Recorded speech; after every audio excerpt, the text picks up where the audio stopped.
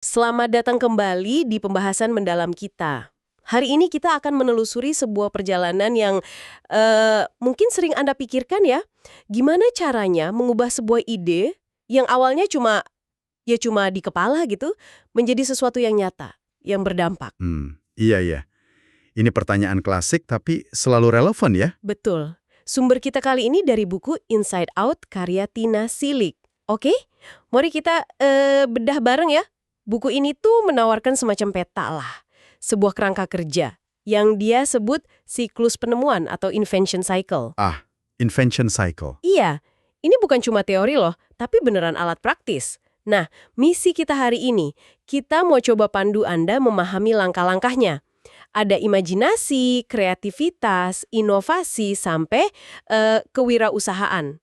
Lengkap sama pola pikir dan tindakan apa aja sih yang dibutuhin di tiap fase. Oke. Tujuannya ya biar Anda bisa lihat potensi dalam ide-ide Anda sendiri. Sekecil apapun itu idenya, gitu. Dan bagusnya punya kerangka kerja kayak gini tuh penting banget ya. Sama kayak belajar musik atau katakanlah fisika. Kalau ada struktur sama definisi yang jelas, proses yang tadinya kayaknya abstrak banget kayak kreativitas atau kewirausahaan, itu jadi gimana ya? Lebih bisa dipelajari, lebih bisa dipraktekkan juga. Bener. Jadi lebih terstruktur ya. Betul. Dan yang perlu digarisbawahi ini, siklus penemuan ini tuh bukan cuma buat katakanlah calon pendiri startup teknologi aja. Sama sekali bukan. Oh, jadi lebih luas ya? Jauh lebih luas. Ini relevan buat siapa aja yang mau memulai sesuatu. Apapun itu. Mau bentuk band rock, bisa pakai ini. Mau meluncurkan proyek komunitas, bisa. Atau bahkan ya sekedar ingin mengubah kebiasaan pribadi, ini polanya universal banget sebenarnya. Oke, menarik. Jadi kalau kita lihat strukturnya nih, siklus penemuan ini kan geraknya bertahap ya. Imajinasi jadi kayak fondasinya gitu. Terus bangun ke kreativitas, lanjut ke inovasi, dan puncaknya di kewirausahaan. Rasanya kayak tangga ya. Atau analogi dari bukunya sendiri juga bagus. Kayak belajar bicara. Kan awalnya cuma bunyi-bunyi nggak jelas tuh. Terus jadi kata. Terus bisa bikin kalimat. Akhirnya bisa nyusun cerita utuh. Iya. Masuk akal? Nah, siklus penemuan ini mirip. Tiap tahap itu dibangun di atas tahap sebelumnya. Coba bayangin, imajinasi tanpa kreativitas ya cuma ngelamun aja kan? Bener juga. Terus, kreativitas tanpa inovasi ya mungkin cuma ide bagus tapi nggak unik, nggak baru buat orang lain. Nah, inovasi tanpa kewirausahaan bisa jadi cuma prototipe keren yang ya nggak pernah sampai ke tangan pengguna. Gitu, kira-kira. Oke. Mari kita coba jabarkan singkat deh tiap tahap. Tadi kan dibilang ada 2 komponen kunci ya di masing-masing. Pola pikir atau attitude lah ya, sama tindakan atau action. Sip. Pertama, imajinasi. Ini soal kemampuan ngelihat lebih dari apa yang ada sekarang, pola pikirnya itu ngebayangin kemungkinan lain, alternatif. Tindakannya terlibat secara aktif sama dunia, mengamati, merasakan gitu. Oke, terlibat. Catat. Kedua, kreativitas. Nah, ini menerapkan imajinasi tadi buat mecahin tantangan. Pola pikirnya itu motivasi, dorongan dari dalam. Terus, tindakannya berani bereksperimen, coba-coba. Motivasi dan eksperimen ya, oke. Ketiga, inovasi. Ini ngubah ide kreatif jadi solusi yang unik dan bernilai. Uniknya ini penting, baru bagi dunia, bukan cuma baru buat kita.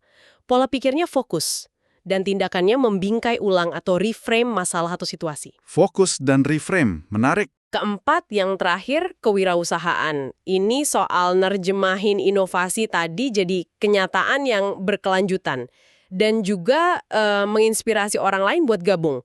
Pola pikirnya kegigihan, persisten gitu. Tindakannya ya menginspirasi. Kegigihan dan menginspirasi. Lengkap ya.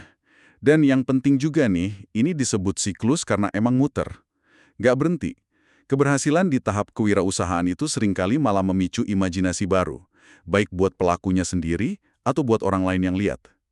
Jadi ini bukan garis lurus yang udah selesai gitu, tapi kayak spiral yang terus berkembang. Oke. Jadi bisa mulai lagi dari awal ya siklusnya. Betul, hasilnya jadi input baru lagi. Oke, keren. Mari kita masuk lebih dalam ke tahap pertama, imajinasi. Tadi kan kuncinya terlibat atau engage dan membayangkan atau envision. Konsep terlibat ini menarik banget menurut saya. Ada cerita soal Jennifer Roberts. Dia profesor sejarah seni di Harvard. Oh iya, gimana ceritanya? Dia itu ngasih tugas ke mahasiswanya buat natap satu lukisan yang sama. Selama 3 jam penuh. Wow, 3 jam. Lama juga ya? Iya, kedengarannya ekstrim kan? Tapi tujuannya itu biar mereka benar-benar melihat. Bukan cuma sekedar ngelirik sambil lalu. Hasilnya, yaitu mahasiswa jadi nemuin detail, makna, yang tadinya sama sekali nggak kepikiran. Masuk akal sih. Keterlibatan yang aktif dan mendalam kayak gitu seringkali jadi pemicu ya. Mirip kayak pendiri lift itu. Idenya kan muncul bukan dari katakanlah riset pasal formal di kantor gitu. Bukan ya? Bukan. Tapi pas dia lihat langsung sistem carpooling yang unik banget di Zimbabwe waktu lagi traveling. Pengamatan langsung, terlibat sama konteks nyata. Itu yang nyulut imajinasinya. Ini nih bagian yang menurut saya sangat menarik dari buku ini. Kisah Scott Harrison, pendirinya Charity.Water. Oh, yang soal air bersih itu ya? Iya, dia kan awalnya hidupnya glamor gitu ya, jadi promotor klub malam. Tapi ngerasa kosong. Terus dia jadi relawan di kapal rumah sakit Mercy Ships. Nah, di sanalah di Liberia, dia terlibat langsung, dia lihat sendiri krisis air bersih yang parah banget. Oke, terus? Gairahnya, passionnya dia buat isu air bersih itu ternyata muncul setelah dia terlibat di sana, bukan sebelumnya. Dia tuh nggak tahu bakal peduli soal air bersih sebelum dia terjun langsung. Ini kan kayak ngebalik logika umum ya. Bener banget. Biasanya kan kita disuruh cari passion dulu, baru bertindak. Ini malah kebalikannya. Iya kan? Justru ini poin krusialnya menurut saya. Keterlibatan dan rasa ingin tahu itu sebenarnya bisa dibudidayakan. Nggak harus nunggu wangsit atau passion turun dari langit gitu.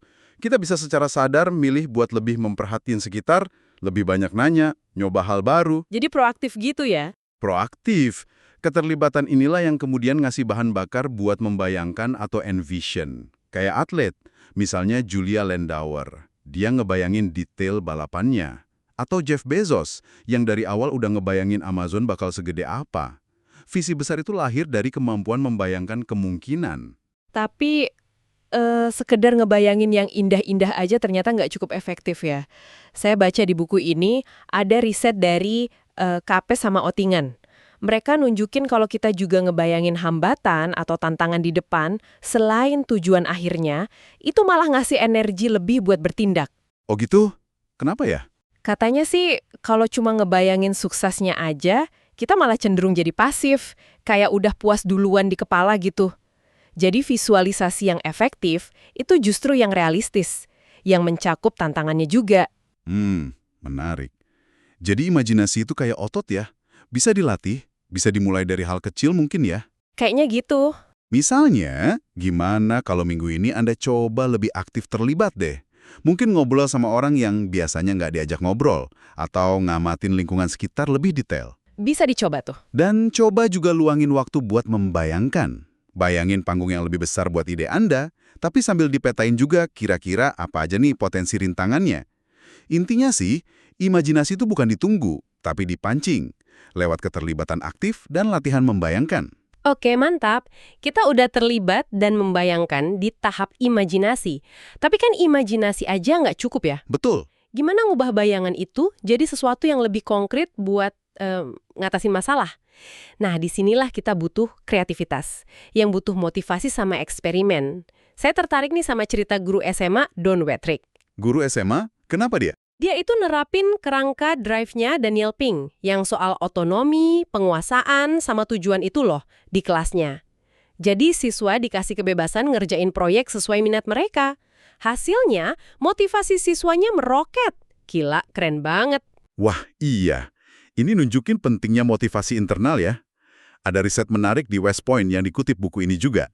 Ditemuin kalau kadet yang motivasi internalnya kuat, misalnya pengen melayani negara gitu, tapi motivasi eksternalnya rendah, kayak cari kerja gaji tinggi, mereka itu justru lebih mungkin lulus dan sukses jangka panjang. Oh iya, kok bisa gitu? Dibanding sama yang punya kedua motivasi sama-sama kuat. Kayaknya motivasi eksternal itu bisa mencemari atau ngelemahin dorongan murni dari dalam. Gui Kawasaki juga bilang kan, perusahaan hebat itu fokusnya membuat makna, making meaning, bukan cuma ngejar duit. Jadi dorongan dari dalam itu lebih kuat ya efeknya? Jangka panjangnya iya. Jadi penting banget ya buat ngenalin apa sih driver internal kita. Buku ini nyaranin alat refleksi sederhana. Matriks gairah keyakinan, Passion Confidence Matrix. Oh, gimana tuh matriksnya? Jadi kita bisa memetain aktivitas kita. Sumbu X-nya seberapa besar gairah kita, sumbu Y-nya seberapa pede kita ngelakuinnya. Ini bisa bantu ngeliat aktivitas mana sih yang bener-bener ngasih energi dari dalam, yang bikin kita semangat gitu. Oke, bisa dicoba tuh buat refleksi diri. Nah, setelah motivasi, tindakan kuncinya kan tadi eksperimen ya? Iya, eksperimen. Justin Rosenstein itu mulai asana dari eksperimen internal di Facebook. Gara-gara frustrasinya dia sendiri sama koordinasi tim. Yang lucu, anak-anak prasekolah itu jagoan eksperimen alami loh. Mereka gak takut gagal kayak kita orang dewasa. Bener juga ya, mereka cuek aja coba-coba. Nah, itu penting banget. Kreativitas butuh keberanian nyoba dan belajar dari salah. Iya, prototype, bukan prototype. Uji sebelum bikin beneran. Betul, ada beberapa tekniknya yang cerdik banget. Pertama, mechanical turk. Ini kita pakai tenaga manusia buat niru fungsi teknologi yang belum dibikin. Jadi daripada langsung bangun AI canggih, coba simulasiin outputnya manual dulu aja. Oh, oke. Jadi kayak di belakang layar ada orangnya gitu ya? Iya, persis. Terus ada Pinocchio. Ini pakai model fisik atau non-fisik yang simple banget. Ingat nggak tugas sekolah suruh ngerawat telur mentah buat simulasi ngerawat bayi? Nah, itu contohnya. Iya, ingat. Bikin repot itu. Terus yang ketiga, Sausage. Ini kita bikin etalase atau penawaran palsu buat produk atau layanan yang belum ada. Tujuannya cuma buat ngukur minat pasar. Kayak Bill Gross dulu bikin website palsu jualan mobil online tahun 99. Pas ada yang pesen, baru dia serius bangun bisnisnya. Wah, cerdik juga ya. Cek ombak dulu. Teknik-teknik ini sejalan banget sama idenya Little Bets dari Peter Sims ya. Eksperimen itu nggak harus revolusioner. Tindakan kecil aja, terukur, resikonya rendah, tujuannya buat belajar. Jadi nggak usah takut gagal ya. Justru itu. Yang menarik, hasil eksperimen, mau sukses atau gagal, itu kan data, informasi. Dan data ini bisa jadi sumber motivasi baru buat terus nyoba. Gagal pun bukan akhir jalan, tapi informasi buat iterasi berikutnya. Oke, jadi pertanyaan reflektifnya nih, apa sih yang sebenarnya dorong Anda dari dalam, motivasi internalnya apa, dan gimana caranya Anda bisa mulai bikin eksperimen kecil-kecilan yang aman, kayak prototyping tadi, buat menguji asumsi di balik ide Anda minggu ini. Kuncinya, kreativitas itu imajinasi yang diwujudkan lewat motivasi dari dalam dan keberanian buat eksperimen kecil. Sip. Lanjut ke tahap berikutnya. Lanjut. Nah, setelah kita punya motivasi dan berani eksperimen di tahap kreativitas, gimana kita mastiin ide yang muncul itu benar-benar unik dan bawa nilai baru buat dunia, bukan cuma buat kita. Disinilah kita masuk ke tahap inovasi. Butuhnya fokus sama kemampuan membingkai ulang atau reframe. Fokus dan reframe ya. Soal fokus, saya ingat analogi sopir taksi di buku ini yang katanya kehilangan 40.000 jam cuma buat nunggu penumpang. Itu kayaknya, wah, nampar banget ya. Iya, itu gambaran ekstrim soal waktu dan perhatian kita yang terbatas banget. Riset dari mendiang Cliff Nass di Stanford juga nunjukin, orang yang ngerasa jago multitasking, itu justru kinerjanya lebih buruk loh dalam banyak hal. Jadi fokus itu emang kunci. Jadi multitasking itu mitos ya? Bisa dibilang gitu. Ellen Langer dari Harvard nyebutnya mindfulness, kesadaran penuh. Ini bukan cuma soal ngatur waktu, timeshare, tapi juga ngatur pikiran mindshare. Apa yang kita izinin masuk dan ngisi ruang mental kita. Gimana caranya tuh? Ya, alat bantu kayak matriks penting mendesak dari Covey atau konsep esensialismenya McKeown bisa bantu. Tapi intinya sih, kesadaran buat pilih prioritas dan ngelindungin fokus kita. Hal-hal mendasar kayak ruang kerja bersih, istirahat cukup, itu juga ngedukung fokus loh sebenarnya. Oke, jadi fokus itu krusial. Terus komponen kedua tadi, reframing atau membingkai ulang. Saya tuh kadang agak skeptis sama konsep ini. Rasanya kayak, cuma ngubah cara pandang doang, realitasnya kan tetap sama. Iya, banyak yang mikir gitu. Tapi contoh-contoh di buku ini kok kuat ya? Tina Silik sendiri cerita soal dia nge-reframe pernikahan. Terus ada kisah Mauricio Estrella yang pakai password komputer sebagai afirmasi positif buat ngubah hidupnya. Atau kasus Tylenol, krisis besar yang malah dibingkai ulang jadi peluang buat nguatin kepercayaan konsumen. Gimana sih ini sebenarnya bekerja? Ini sebenarnya bukan cuma trik mental loh. Ada hubungannya sama homuncular flexibility. Gampangnya, plastisitas otak kita. Cara kita mikir secara konsisten, itu bisa ngebentuk jalur saraf baru di otak. Jadi kita bisa secara fisik ngelatih otak buat melihat dari sudut pandang yang berbeda. Oh, jadi beneran ada perubahan fisik di otak ya? Ada indikasinya ke arah sana. Contohnya, lab VR di Stanford nunjukin gimana pengalaman virtual bisa ngubah persepsi dan perilaku nyata seseorang. Dan ini bisa dilatih kok. Ada latihan praktisnya. Misalnya, coba tantang asumsi dasar Anda tentang sesuatu. Katakanlah hotel. Daftar semua asumsinya, terus coba balikkan. Gimana kalau hotel itu gratis? Atau cuma buat tidur siang? Hahaha, jadi aneh ya? Atau latihan ide bodoh kayak keliling dunia gratis. Mungkin awalnya kedengaran konyol, tapi justru bisa memicu solusi yang nggak terduga. Tristan Walker kan gitu. Dia nge-reframe masalah iritasi cukur pribadinya jadi peluang bisnis besar buat Walker & Co. Intinya, ini soal melihat masalah bukan sebagai tembok, tapi sebagai pintu. Wah, menarik banget ya. Gimana ngelatih cara pandang bisa punya dampak nyata gitu. Oke, jadi pertanyaannya buat kita nih. Gimana cara kita bisa ningkatin fokus minggu ini? Mungkin dengan satu tindakan kecil aja, kayak matiin notifikasi pas lagi ngerjain tugas penting. Bisa banget. Dan adakah satu masalah yang bisa Anda coba lihat dari sudut pandang yang sama sekali beda? Mungkin dari kacamata pesaing Anda, atau dari sudut pandang anak kecil. Kuncinya, inovasi itu lahir dari fokus yang tajam ke masalah yang tepat. Dan kemampuan ngelihat masalah itu dari berbagai bingkai baru. Setuju. Fokus dan fleksibilitas berpikir. Akhirnya kita sampai di puncak siklus, kewirausahaan. Ini bukan cuma soal bikin perusahaan ya, tapi lebih ke mewujudkan ide inovatif tadi jadi kenyataan. Yang berkelanjutan dan bisa ngajak orang lain buat ikut serta. Di sini dua hal jadi krusial banget. Kegigihan atau persistence sama kemampuan menginspirasi atau inspire. Dua pilar terakhir ya. Iya, contoh kegigihan Louis Puch yang nekat renang di Kutub Utara, itu kan ekstrim banget ya. Tapi nunjukin betapa visi, tim, inovasi, sama tekad baja itu dibutuhin buat ngelakuin hal besar. Kegigilan ini, atau kalau Angela Duckworth nyebutnya grit ya, kombinasi antara gairah mendalam sama ketekunan pantang menyerah, passion and perseverance, emang kunci. Tapi bukan berarti membawi buta juga. Perlu langkah yang terukur. Nggak terlalu kecil sampai nggak ada kemajuan, tapi juga nggak terlalu besar sampai malah jatuh. Jadi harus pas gitu ya langkahnya? Harus pas. Dan ini bukan cuma soal punya modal gede loh. Banyak contoh wirausaha sukses yang mulai dengan memanfaatkan sumber daya seadanya secara cerdik. Kayak cerita pengungsi Somalia yang ngerakit konsol game sendiri dari barang bekas. Kreatif banget. Wah, keren itu! Penting juga buat ngejaga bahan bakar diri sendiri biar nggak burn out. Metafora perahu layar dari Tina Selig bagus tuh. Kita harus jaga kedalaman air energi kita biar nggak kandas pas ngadepin badai stres atau tantangan. Jaga diri itu penting ya. Nah, selain kegigihan pribadi, ada aspek menginspirasi orang lain. Saya suka analogi barn raising, gotong royong bangun lumbung itu. Ngingetin kita kalau proyek besar itu butuh kolaborasi. Betul, sendirian itu berat. Disinilah pentingnya jadi multiplier, pemimpin yang bisa ngelipat gandain potensi tim, bukan malah jadi diminisher yang justru matiin potensi orang lain. Dan salah satu alat paling ampuh buat menginspirasi itu, ya storytelling. Cerita. Kekuatan cerita. Ben Horowitz bilang, cerita itu sama dengan strategi. Gimana kita ngemas visi dan perjalanan kita dalam sebuah narasi yang narik, yang bikin orang lain, wah gue mau ikut nih. Bener banget.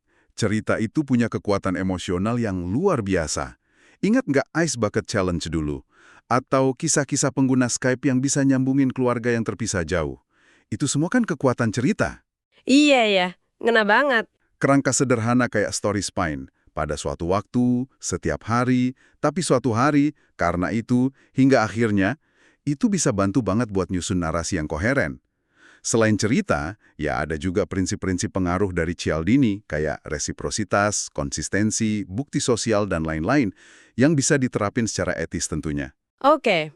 Dan jangan lupain juga soal karisma. Menurut Olivia Fox-Cabane, karisma itu bisa dilatih loh. Lewat presence atau kehadiran penuh, warmth atau kehangatan, dan niat baik, sama power atau kemampuan kita buat memengaruhi keadaan. Wah, lengkap banget ya aspek kewirausahaan ini. Jadi ini bukan cuma soal punya ide bagus saja, tapi juga punya daya tahan buat ngejalaninnya dan kemampuan buat ngajak orang lain dalam perjalanan itu. pertanyaan terakhir nih buat Anda pendengar. Gimana caranya Anda bisa bangun otot kegigihan Anda? Sumber daya unik apa, selain uang ya, yang sebenarnya udah Anda miliki sekarang? Dan gimana Anda bisa mulai nyeritain visi Anda dengan cara yang lebih menggugah? Kalau kita lihat lagi ya, keseluruhan siklus penemuan ini. Imajinasi, kreativitas, inovasi, kewirausahaan, ini tuh kayak tarian yang berkelanjutan. Nggak ada akhirnya. Setiap putaran kan ngasilin sesuatu, dan hasil itu sendiri bisa jadi titik awal buat imajinasi baru lagi. Kerangka ini juga sebenarnya nggak berdiri sendiri, tapi bisa ngelengkapin model lain kayak design thinking atau lean startup dengan ngasih penekanan khusus pada sikap mental sama tindakan fundamental yang dibutuhin di tiap langkahnya. Membingkai ulang, gigih, menginspirasi, itu semua adalah keterampilan, skill yang bisa diasah bukan bakat bawaan lahir. Setuju banget. Salhan kan mulai Khan Academy dari nol. Cuma niat bantu sepupunya belajar, lihat sekarang jadi sebesar apa. Buku Inside Out ini sendiri penuh banget sama latihan praktis buat ngasah ini semua. Iya, banyak latihan kecilnya ya. Banyak, coba aja deh, iseng nulis pakai tangan yang bukan dominan selama beberapa menit. Katanya itu bisa ngelatih fleksibilitas otak. Atau coba ceritain satu peristiwa hidup Anda dari 3 sudut pandang. Yang buruk, yang baik, sama yang lucu. Itu bisa ngelatih reframing sama storytelling sekaligus. Nah, itu contoh bagus. Latihan kecil tapi efeknya bisa kerasa. Oke, sebagai penutup nih, mari kita bawa ini ke level aksi nyata. Dari seluruh siklus yang udah kita bedah panjang lebar tadi, langkah kecil konkret pertama apa yang bakal Anda ambil minggu ini untuk mulai menggerakkan salah satu ide Anda sekecil apapun itu menuju kenyataan? Langkah kecil pertama ya. Iya, Jangan sampai pembahasan ini cuma jadi pengetahuan aja di kepala. Tapi jadikan ini awal dari tindakan Anda. Mulai bergerak.